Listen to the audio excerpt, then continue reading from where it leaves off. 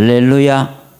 오늘 제목은 성령과 구원으로 알려지시는 하나님이십니다. 여기 46절의 초반절에 보면 여호와는 생존하시니라는 고백이 나옵니다. 하나님이 살아계시다는 말씀이죠. 이것은 우리 신앙의 기본에 해당이 됩니다. 하나님께 나아가는 자는 그가 계신 것과 또 그를 찾는 자들에게 상 주시는 이심을 믿어야 한다고 했습니다. 하나님이 살아계시다는 것은 우리 신앙의 기본인데, 오늘 다윗은 이 기본적인 하나님의 생존에 대해서 고백을 하고 있습니다. 일견 새삼스러워 보입니다. 아니, 하나님이 살아계시다는 것은 교회 나오면 누구나 다 알 수 있는 것인데, 이것을 성경에 기록하고 고백할 것이 있는가, 이런 생각이 들죠. 이는 하나님의 존재가 불확실하거나 또 하나님이 계신 것인지 안 계신 것인지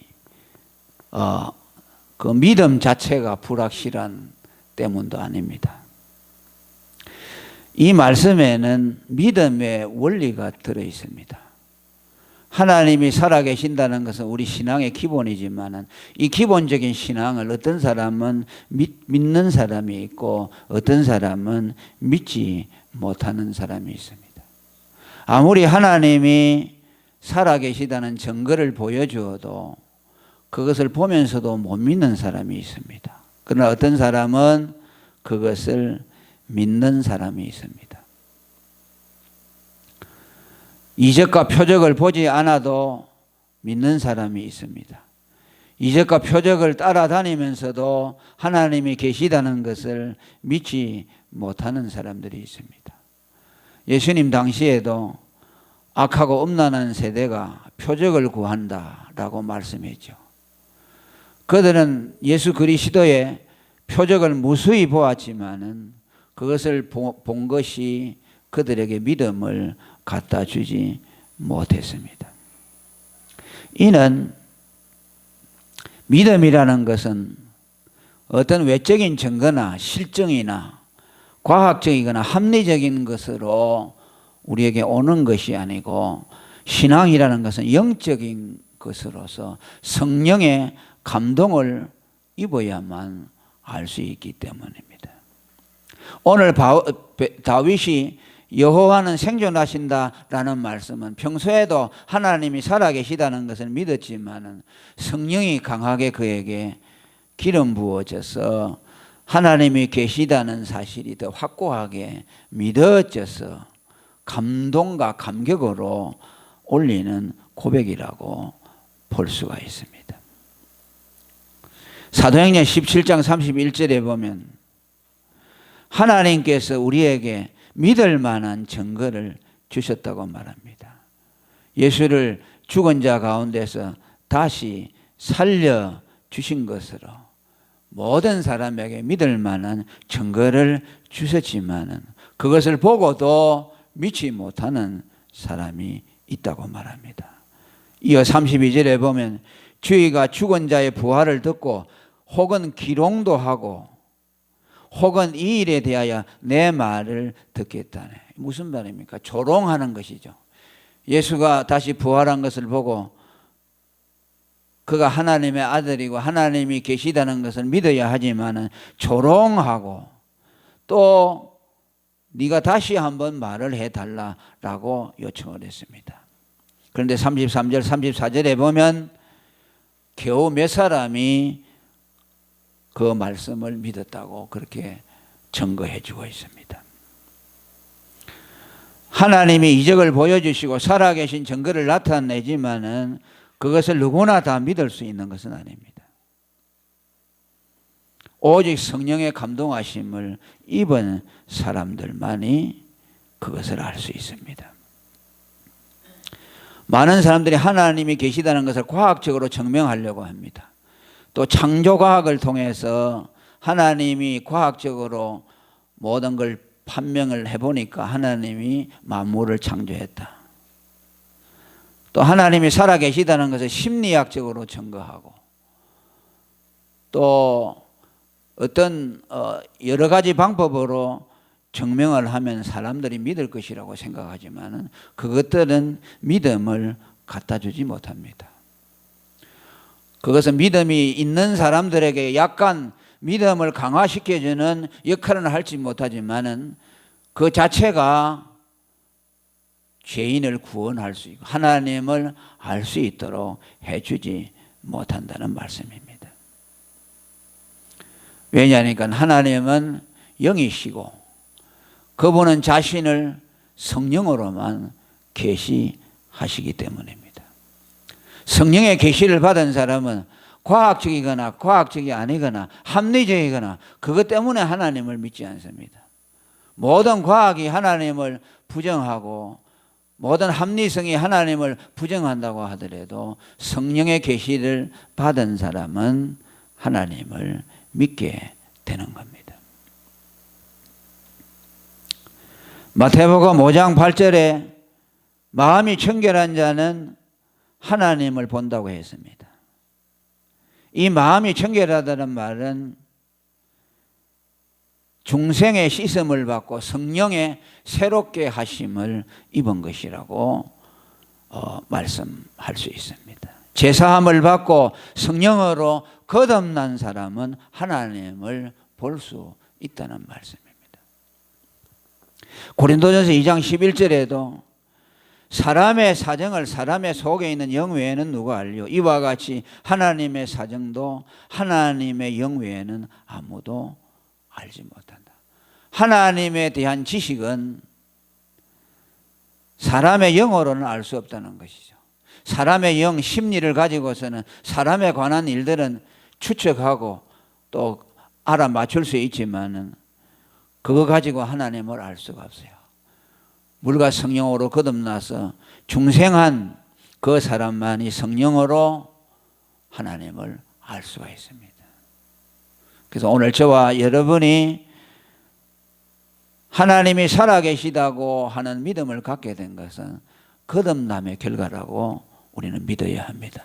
하나님이 우리를 예수 그리스도의 피로 거듭나게 하셔서 하나님이 살아계시다는 것을 믿게 되었다는 걸 생각하고 우리는 하나님께 영광을 돌려야 합니다.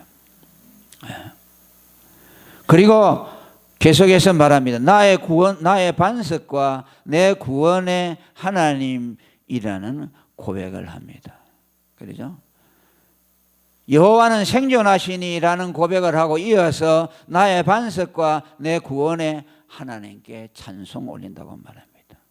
이 두 구절은 상호 연관성이 있습니다. 하나님이 생존하신다는 것을 믿게 되는 것이 어디에서 나오느냐?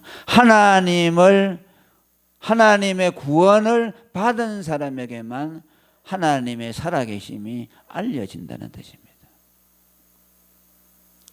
하나님이 살아계시다는 것을 믿는 사람은 반드시 하나님이 구원자이심을 알게 됩니다.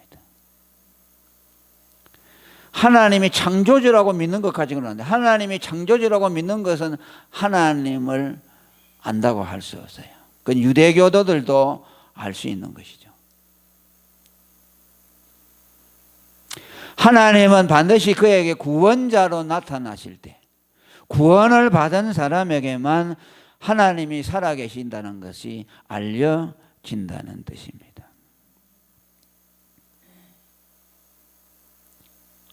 반석이라는 말이 무슨 말입니까? 반석이라는 말은 그리스도를 말씀하죠. 구원자라는 말이죠. 고린도전서 10장 4절에 그 반석은 곧 그리스도시라. 이스라엘 백성이 광야를 통과할 때에 반석이 그들의 뒤를 따르면서 그 반석에서 생수를 흘러내어 그들로 마시게 했다. 구원의 반석이 깨트려지는 것을 통해서 장차 그리스도가 오셔서 십자가에서 자기 몸을 희생하심으로 흘려주실 의의 생수를 우리에게 주신다는 것을 말씀합니다. 디모데후서 2장 10절에도 그리스도 예수 안에 있는 구원이라고 말합니다. 반석은 그리스도요 그리스도는 곧 구원자를 말씀합니다. 그래서 나의 반석이라는 말은 나의 구원인 그리스도요 또 내 구원의 하나님이라. 이중적으로 하나님의 구원에 대해서 말씀합니다. 이 두 구절을 이어서 우리가 본다면 하나님이 살아계시다는 믿음은 구원이신 반석 그리스도와 구원하시는 하나님을 통해서만 알려지신다는 뜻입니다. 아멘. 더 직접적으로 말하면 하나님은 누구에게만 알려지느냐? 구원받은 자에게만 알려진다.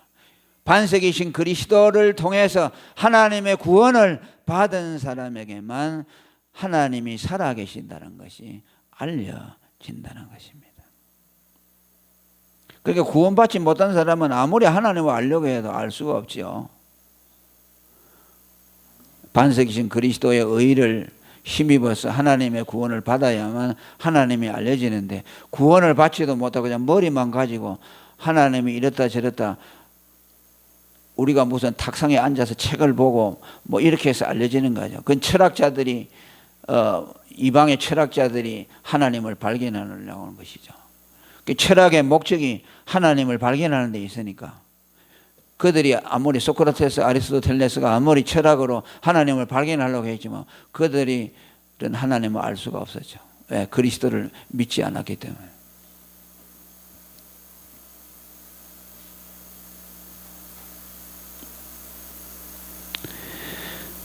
그러니까 성령으로 앞에서 말하는 말씀이 성령으로 알려진다는 말과 구원이신 그리스도를 통해서 하나님을 안다는 말은 같은 말이죠. 왜? 성령은 아들 그리스도와 성부로부터 흘러나오기 때문에. 구원받아서 성령으로 중생한 사람, 아들의 의를 힘입어서 구원받아 성령으로 거듭난 사람에게만 하나님이 알려진다. 그러니까 같은 말이죠. 구원을 받지 못한 자는 결단코 하나님을 알 수 없어요. 교회 다니면서도 하나님이 안 믿어지는 사람들이 있죠. 왜 안 믿는 줄 압니까? 구원을 받지 못해서 그래요. 그 영혼들이 얼마나 불쌍합니까? 교회를 다니는데도 하나님이 안 믿어지니까. 그 하나님이 살아계시다는 것이 안 믿어지는 사람은 왜 그러냐? 구원받지 못해서 그래요. 믿음이 약해서가 아니고 구원받게 있기 때문에 그래요. 믿음은 크고 작은 것이 없어요. 계자심하는 믿음만 있어도 구원을 받아요. 아멘. 뭐 믿음이 어떤 사람 많아서 하나님이 살아계신 걸 믿어지고 믿음이 적기 때문에 안 믿는다. 그 말이 그건 성경적이 아니에요. 조그마한 계자심하는 믿음이 있어서 거듭나게만 해도 하나님이 계시다는 것이 믿어져요. 안 믿어진다는 것은 그 사람은 구원받게 있기 때문에. 우리는 그런 사람들을 위해서 기도해야 되고 우리 가족들 가운데 그런 사람이 있으면 그저 교회 나오니까 구원받았을 것이다. 그렇게 생각하면 안 돼요. 교회 나오면서 하나님 안 믿는 사람 불신자가 얼마나 많아요. 그냥 종교생활하고 와서 졸고만 가고 그냥 뭐 설교도 귀에 하나도 안 들어오는 사람도 있잖아요. 그런 사람도 교회 다닌다고 구원받은 것이 아니죠. 구원을 받으면 반드시 하나님이 살아계시다는 게 믿어지게 되어 있어요. 믿음이 약해서가 아니요. 믿음이 없기 때문이에요. 그래서 구원받는다는 말과 하나님을 안다는 말은요. 같은 말로 쓰여지고 있어요. 성경은 하나님을 안다는 말과 구원받는다는 말을 동일로 쓰고 있어요. 데살로니가후서 1장 8절에 보니까 지옥에 가는 사람들이 누가 가느냐? 하나님을 모르는 자들이라고 그랬어요. 즉 하나님 모른다는 말은 구원받지 못했다는 뜻이죠. 하나님을 모르는 자들과 우리 주 예수의 복음을 복종치 아니하는 자들에게 형벌을 주시리니 이런 자들은 주의 얼굴과 그의 힘의 영광을 떠나 영원한 멸망의 형벌을 받으리라. 그게 지옥에 간다는 말이에요. 하나님을 알지 못하는 사람. 그러니까 어린 아이들도 하나님을 알아요. 어린 아이들라도 예수를 믿잖아요. 예수님의 구원을 받으면요 하나님을 알아요. 우리가 볼 땐 저 아이들이 뭐 지성이 약하고 아는 것이 없으니까 그러죠. 천만의 말씀. 어린 아이들에도 구원을 받으면 하나님을 알게 되고 하나님을 찬송하게 됩니다.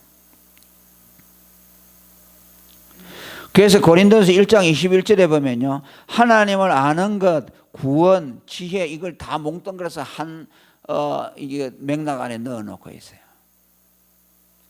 구원이라는 말과 하나님을 안다는 말을 같이 쓰고 있고, 그 구원, 하나님을 아는 지혜가 누구냐? 곧 그리스도라고 말합니다. 그 1장 21절에 보면 이렇게 말합니다. 하나님의 지혜에 있어서는 이 세상이 자기 지혜로 하나님을 알지 못한다. 하나님을 알지 못하면 구원받지 못하는 거예요. 그래서 하나님께서 전도에 미련한 것으로 믿는 자들을 구원하시기를 기뻐하셨다. 그렇죠? 유대인들은 표적을 구하고 헬라인은 지혜를 찾으나 우리는 십자가에 못 박인 그리스도를 전하니. 그렇죠? 유대인에게는 그리 끼는 것이요 이방인에게서 미련한 것이요 오직 부르심을 입은 자들에게는 유대인이나 헬라인이나 그리스도는 하나님의 능력이요 하나님의 지혜다. 그리스도를 통해서 하나님을 안다는 말이죠. 하나님을 안다는 것이 구원이라는 말이고. 그러니까 같이 묶어 놓았어요. 사람은 절대로 자기 지혜로서 하나님을 알 수가 없어요. 그러니까 하나님이 우리에게 아들을 통해서 계시해 주시고 우리가 성령으로 거듭나게 해서 우리가 하나님을 알게 된다. 이게 놀라운 기적이죠. 아멘. 머리 좋다고 하나님 아는 것이 아니라 공부 많이 했다고 하나님 아는 것이 아니야. 그래서 뭐야? 반석이신 그리스도를 찬송하며 구원의 하나님을 높인다고. 그러니까 우리가 평생에 이렇게 해야 되죠. 예수님 반석이신 그리스도와 하나님이 우리를 구원해 줬기 때문에 우리는 나를 이렇게 구원해 주신 하나님에 대해서 평생 찬송하고 그분을 높여드려야 됩니다. 계시록 7장 10절에 보니까 구원받은 이들이 큰 소리로 외쳐 가로되 구원하심이 보좌에 앉으신 우리 하나님과 어린 양에게 있도다. 삼위 하나님이 우리를 권해 아들의 대속의 공로로 성령으로 우리를 거듭나게 해서 하나님이 구원한다. 그러니까 구원에는요 성부, 성자, 성령이 다 역사하신 거예요. 그 다음에 원수를 멸하시는 하나님에 대해서 말해요. 하나님은 구원으로 우리에게 알려주실 뿐만 아니라 우리의 원수를 멸하신다고. 47절에 보면은 그는 내 원수를 갚아주신다고 말씀합니다. 얼마나 좋습니까? 하나님이 우리의 원수를 갚아주신다고 말합니다. 왜 그렇습니까? 우리의 원수는 하나님의 원수이기 때문입니다. 할렐루야. 얼마나 좋습니까? 창세기 12장 3절에 아브라함에게 하나님이 약속했죠. 너를 축복하는 자에게는 내가 복을 내리고 너를 저주하는 자에게는 내가 저주하라. 무슨 말입니까? 내가 네 편이 되어서 너를 좋아하는 사람은 나도 그 사람을 좋아하고, 그죠? 너에게 원수이다고 너희들 저주하는 자 있으면 내가 그들을 원수와 같이 대해서 그들에게 저주할 것이다. 그죠? 그게 얼마나 든든합니까? 내가 하나님이 다 해주신다는 거죠. 로마서 12장 19절에 보면 너희가 친히 원수를 갚지 말고 하나님의 진노하심에 맡기라. 원수 갚는 것이 내게 있으니 내가 갚으리로다. 오늘 말씀하고 같은 맥락이죠. 하나님이 내 편이 되어서 나를 대적하는 원수를 하나님 자신이 원수로 삼아서, 원수로 삼으니까 어떻게 했어요? 원수를 갚죠. 내 원수를 갚는 것이 아니라 하나님이 자기의 원수처럼 나의 원수를 갚아주는 거죠. 그러니까 우리가 원수를 갚을 필요가 있습니까? 없지요. 그러니까 너희는 친히 원수를 갚지 마라. 원수 갚는 것이 내게 있다고 말해요. 할렐루야. 네 원수가 내 원수니까, 내가 원수 갚으니까 네가 힘들게 갚지 말라는 거죠. 우리는 이걸 믿어야 되죠. 우리는 성질이 급해가지고 그냥 내가 원수 갚으려고 하죠. 하나님이 원수 갚을 때까지 못 기다리죠. 성질이 급해서. 그저 한 대 지어받고 싶죠. 그런데 그렇게 하지 말라는 거죠. 우리는 원수에 대해서 복을 빌고 그가 줄이거든 먹이고 목마르거든 마시오라.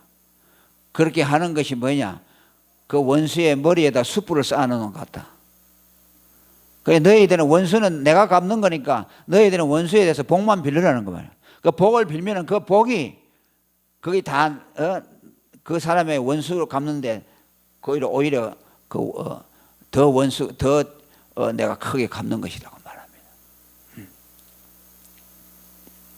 그 원수가 누구일까요? 우리 예수 믿는 사람의 원수. 뭐 사람의 원수 이런 것도 있겠지만은 원리적으로 보면은요, 우리 최대의 원수는 마귀입니다. 할렐루야. 왜냐하니까 우리 인간을 가장 불행하게 한 것이 마귀죠. 안 그렇습니까? 지금 고통당하는 것이 뭐 때문입니까? 마귀에게서 와죠. 에덴 동산에서 하와가 마귀의 뱀의 게임에 빠져가지고 범죄하니까 죄가 들어오고 그 다음에 뭐야? 사망이 들어가잖아요. 사망이 들어오고 가시 엉겅퀴가 나고 그저 피조물이 우리에게 복종 안 하고 인간에게 저주가 오고 여자는 아기를 낳을 때 고통을 당해야 되고 남자는 땀을 흘려가지고 일을 해야 죽기 살기를 해야 먹을 것을 얻는다고 말했죠. 모든 고통이 죄에서 왔고 그 죄를 갖다 준 거, 미혹에 빠지게 한 것이 마귀입니다.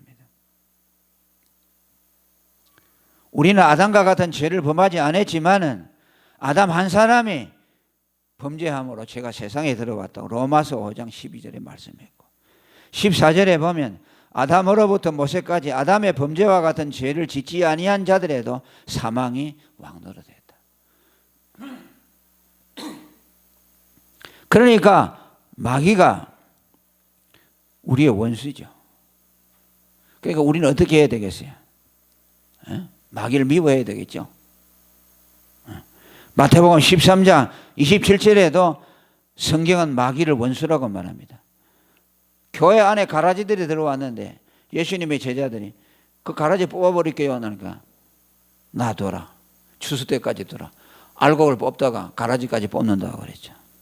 그러면서 39절에 보면 가라지를 심은 원수는 마귀요.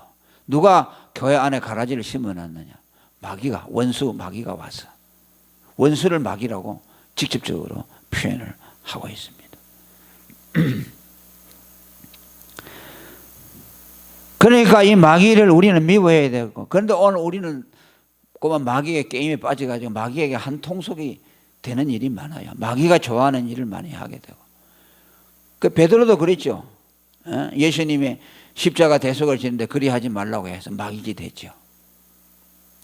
마귀짓 하는 일이 얼마나 많아요. 우리 자신도. 하나님 편에 서기보다는 내 자신도 모르게 마귀 편에 서죠. 우리가 뭐 의도적으로 마귀가 되려고는 안 하죠. 왜? 우리는 진리를 알고 있기 때문에. 그러나 예수 믿고 구원받은 사람도 마귀의 미혹에 빠진다고 말이에요. 마귀가 틈을 탄다고 그랬잖아요. 그럼 우리가 깨어있지 않으면 내 자신이 마귀의 편에 서서 마귀를 도울 수가 있어요. 그렇잖아요. 그 교회들이 분란이 일어나고 교회들이 막 무너지고 하는 것이 뭐입니까? 마귀들의 편에 그냥 자기도 모르게 마귀 편에 서가지고 마귀에게 이용당하는 거죠. 여러분, 우리는 하나님의 편에 서시길 바랍니다. 깨어 있어야 돼요. 정신을 차리고 우는 사자같이 산길자를 찾아 두루다니는 마귀를 대적해야 합니다. 그런데 그 원수 마귀를 원수를 갚아주셨다고 그랬죠. 예. 원수를 갚아주셨죠. 예수님이 십자가에서 몸을 상하심으로 뱀의 머리를 깨뜨리다고 창세기 3장 15절에 예언한 대로 그대로가 되었어요. 그러니까 우리 원수를 누가 갚아줬어요? 예수님이 갚아줬죠. 누구에게? 마귀에게 갚아줬죠. 그래서 마귀가 멸해져서 우리의 철전지 원수인 마귀를 멸함으로 원수를 갚아주었습니다. 그래서 우리를 그 마귀의 손아귀에서 건져냈지요. 할렐루야. 고린도서 15장에 있는 말씀대로 율법, 사망, 죄, 마귀 다 건져졌죠. 율법에서 건져주시니까 죄가 사함받게 되고, 죄가 없으니 사망이 떠나가게 되고, 사망이 없으니 마귀가 우리를 주장할 수 없죠. 오늘 하나님이 우리를 주장하고 있잖아요. 우리는 마귀의 지배 아래 있지 않아요. 마귀가 뭐 옆에 가서 깔짝깔짝 우리를 뭐 건드리고 시험은 하지만은 마귀가 지배하지는 못해요. 어떤 사람들은 막 하나님이 지배했다고 막 마귀가 지배했다. 그럼 어떻게 되겠어요? 하나님의 통치가 그렇게 약합니까? 하나님이 마귀를 매려가지고 자기의 손에다 우리를 넣어놨는데 누가 그거 뺏어가겠어요? 주인이 마귀가 됐다가 하나님이 됐다 그러지 않아요. 그저 옆에서 깔짝깔짝 하는 것이지. 그리고 또 원수가 뭐입니까? 늘 말하는 율법이죠. 율법. 제일 큰 원수라고 말할 수 있어요. 율법이 죄를 선언하고 죄의 싹은 사망이라고 선언한 것이 뭡니까? 율법이요. 율법이 죄가 아니라고 하면 죄가 아니요. 우리가 예수님을 믿고서 율법에서 해방됐잖아요. 그럼 우리가 죄 아래 있지 않다고 하잖아요. 그 율법이 지배하지 못하기 때문에 우리가 넘어지고 실패하지만은 정죄함을 받지 않아요. 율법의 정죄를 받지 않는다고 해요. 죄와 사망의 법에서 우리를 해방했다고 말했어요. 죄와 사망의 법이 뭡니까? 율법이요. 율법이 죄라고 선언하고 죄의 삭은 사망이라고 하는 거죠. 그래서 율법을 죄와 사망 우리를 벗어났다고 했잖아요. 해방했어요.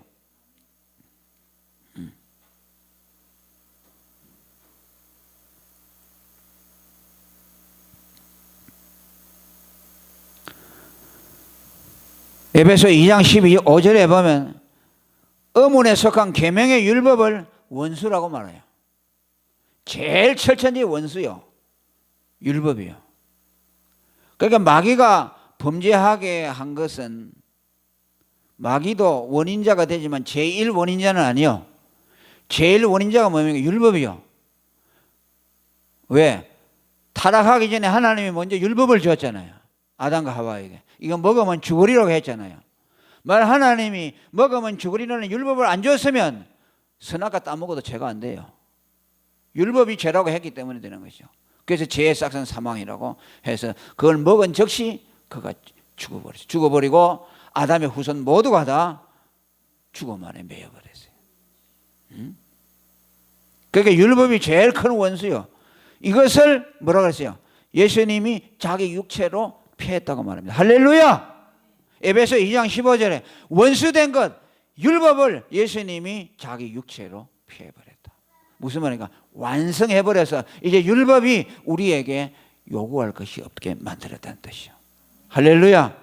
예수를 믿지 않는 자들은 율법이 여전히 있죠. 율법의 정죄 아래 있어요. 그러나 예수를 믿어서 그리스도의 의를 힘입은 사람은 그리스도가 율법을 다 완성했기 때문에 그 율법의 의를 우리에게 입혀주었다고 말해요. 그걸 정가라고 하죠. 우리의 죄를 예수님이 가져가시고, 할렐루야! 예수님의 몸에 담당하시고, 그 다음에 예수님이 십자가에서 이루신 대속의 의, 그 다음에 그가 율법을 다 지켜서 이룬 행위의 의, 그걸 우리에게 전가죠. 그걸 바꿨어요. 그러니까 이 루트는 이중적인 교환이라고 그랬어요. 우리의 것을 예수님이 가져가고 예수님의 것을 우리에게 가져갔다. 그래서 그리스도의 완전한 의가 우리의 것이 됐으니까 우리는 율법에서 해방이 되었고 율법을 피했다고 말하는 겁니다. 할렐루야. 그리고 또 한 가지 원수가 뭡니까? 사망이라고 말합니다. 고린도전서 15장 26절에 맨 마중에 멸망받을 원수는 사망이라고 말합니다. 그 전에 마귀는 무적행에 갇힌다고 계시록 2장 20장 2절에 말씀했고, 그 다음 맨 마지막에 멸망을 받는 것이 사망이라고 그랬어요. 사망이 맨 마지막에. 그게 뭐입니까? 마귀를 잡아가지고 영원한 저주 아래 사망 안에 넣었으니까 그 다음에 사망을 피해죠.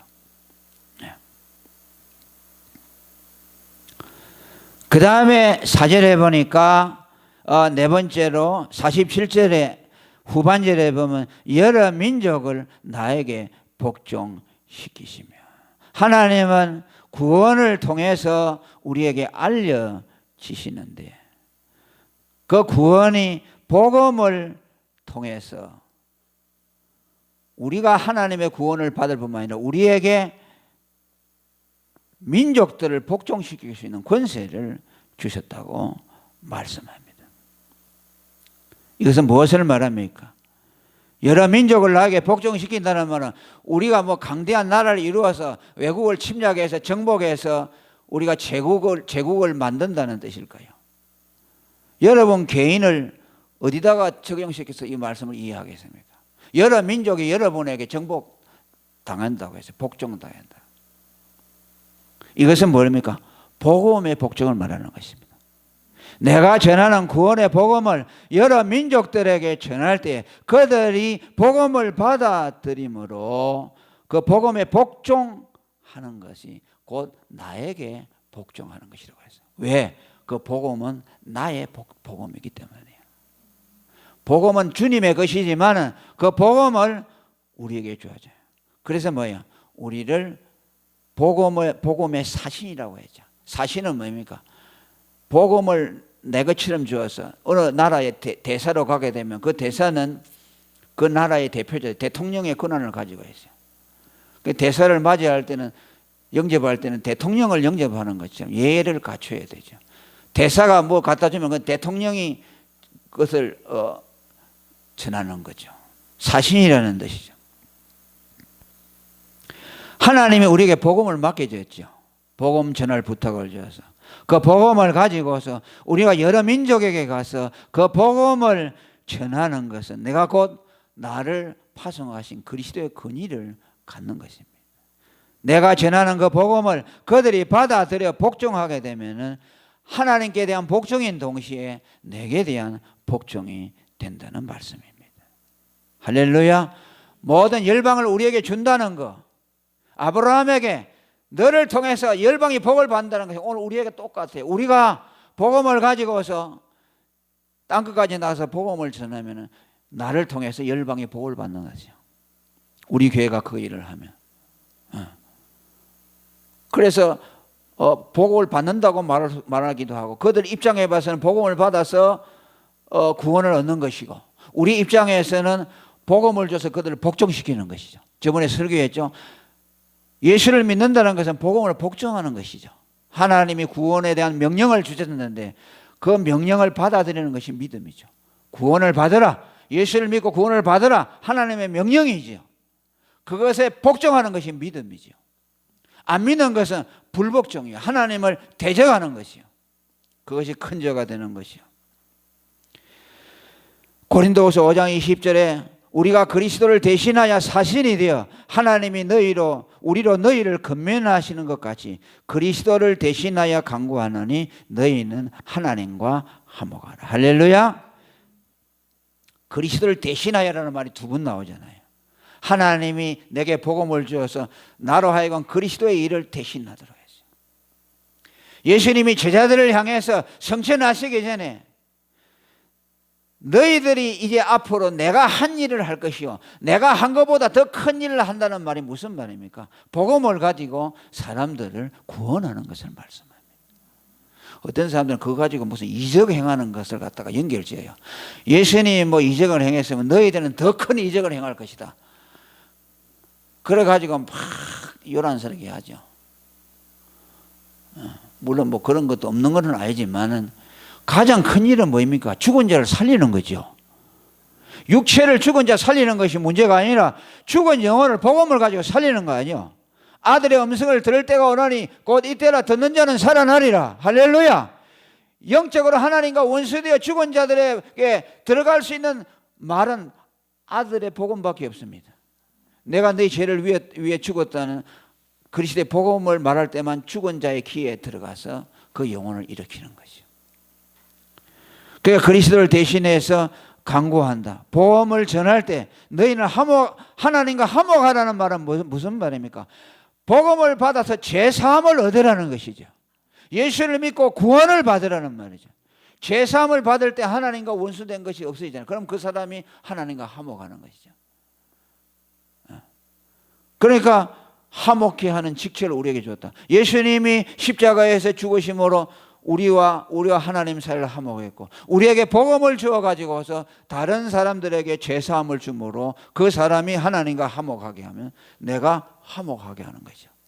그래서 예수님도 화목해 하셨고 우리들에게도 화목해 하는 직책을 주셨다고 말씀합니다.